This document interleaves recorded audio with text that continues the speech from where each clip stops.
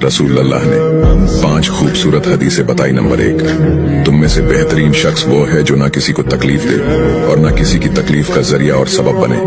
Number 2, जो शख्स दिन में 10 मरतबा सूरतुल इखलास पढ़ेगा, यानी कुल हु अल्लाहु अहद, ये पूरी सूरत पढ़ेगा, अल्लाह ताला जन्नत में उसके लिए महल बना देंगे।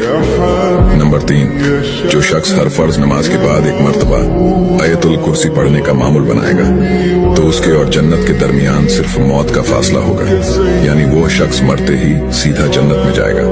नंबर 5, जो शख्स घर से निकलते वक्त ये दुआ पढ़ेगा, बिस्मिल्लाहि तवक्कलतु अला अल्लाह ला हौला वला कुव्वता इल्ला बिल्लाह, तो अल्लाह ताला शैतान के शर से उसकी हिफाजत फरमा देता है और जिस काम को वो निकला अल्लाह ताला उसमें आसानी पैदा फरमा देता है। नंबर 5, रसूल अल्लाह ने फरमाया, वो शख्स हरा भरा रहे, हंसता खेलता रहे, जो शख्स मेरी हदीस सुने उसको महफूज रखे और उसको दूसरों तक पहुंचाए।